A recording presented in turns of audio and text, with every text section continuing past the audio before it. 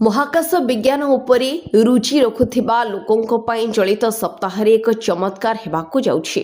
ଏଥର ଆକାଶରେ ଏକ ଅନନ୍ୟ ଦୃଶ୍ୟ ଦେଖିବାକୁ ମିଳିବ, ଯାହାକୁ ବ୍ଲୁ ମୁନ୍ କୁହାଯାଏ। ଯେତେବେଳେ ଗୋଟିଏ ମାସରେ ଦୁଇଟି ପୂର୍ଣ୍ଣିମା ପଡ଼ିଥାଏ, ସେତେବେଳେ ଦ୍ୱିତୀୟ ପୂର୍ଣ୍ଣିମାକୁ ବ୍ଲୁ ମୁନ୍ କୁହାଯାଇଥାଏ।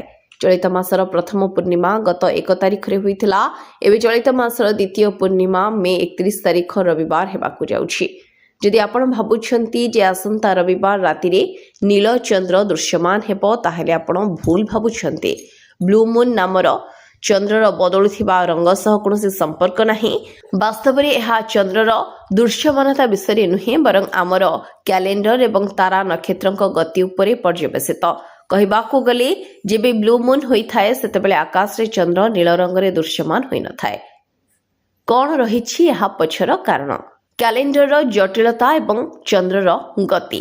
ପୃଥିବୀ ଚାରିପାଖରେ ଗୋଟିଏ ଥର ସମ୍ପୂର୍ଣ୍ଣ ପରିକ୍ରମା ସମାପ୍ତ କରିବାକୁ ଚନ୍ଦ୍ରକୁ ପ୍ରାୟ 29.5 ଦିନ ସମୟ ଲାଗିଥାଏ। ଯଦି କ୍ୟାଲେଣ୍ଡର ଅନୁସାରେ କେବଳ ଚନ୍ଦ୍ରର ଗତିକୁ ବିଚାରକୁ ନିଆଯାଏ, ତାହେଲେ ବର୍ଷରେ 12 ଚନ୍ଦ୍ର ମାସ ହେବ, ଯାହା ଆମର କ୍ୟାଲେଣ୍ଡର ଅନୁସାରେ ଗୋଟିଏ ବର୍ଷ।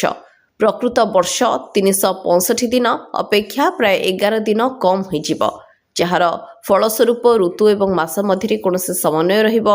ଯଦି ଗୋଟିଏ ବର୍ଷରେ 12 ଚନ୍ଦ୍ର ମାସ ହେବ, ତାହେଲେ ସେହି ବର୍ଷର ମୋଟ ଦିନ ସଂଖ୍ୟା 354 ହୋଇଯିବ। କ'ଣ ରହିଛି ଜ୍ୟୋତିର୍ବିଜ୍ଞାନ ଦୃଷ୍ଟିକୋଣ? ଜ୍ୟୋତିର୍ବିଜ୍ଞାନରେ ଏକ ବ୍ଲୁ ମୁନ୍ ନିର୍ଣ୍ଣୟ କରିବା ପାଇଁ ଅଧିକ କଠୋର ମାନଦଣ୍ଡ ରହିଛି, ଯାହାକୁ ମୌସୁମୀ ପଦ୍ଧତି କୁହାଯାଏ। ଯଦି ଆମେ ଏହାକୁ ବୈଜ୍ଞାନିକ ଦୃଷ୍ଟିକୋଣରୁ ବିଚାର କରିବା, ତାହେଲେ ଏହି ସପ୍ତାହରେ ଦୃଶ୍ୟମାନ ହେବାକୁ ଯାଉଥିବା ବ୍ଲୁ ମୁନ୍ ବୈଷୟିକ ଭାବେ ଏକ ନୀଳଚନ୍ଦ୍ର ହେବ ନାହିଁ। ଜ୍ୟୋତିର୍ବିଜ୍ଞାନ ଅନୁସାରେ ପରବର୍ତ୍ତୀ ବ୍ଲୁ ମୁନ୍ ଦେଖିବା ପାଇଁ ଆମକୁ ଆସନ୍ତା ବର୍ଷ ମେ 20 ତାରିଖ ପର୍ଯ୍ୟନ୍ତ ଅପେକ୍ଷା କରିବାକୁ ପଡ଼ିବ। ବ୍ୟୁରୋ ରିପୋର୍ଟ, ସ୍ୱର୍ଣ୍ଣ ନ୍ୟୁଜ୍।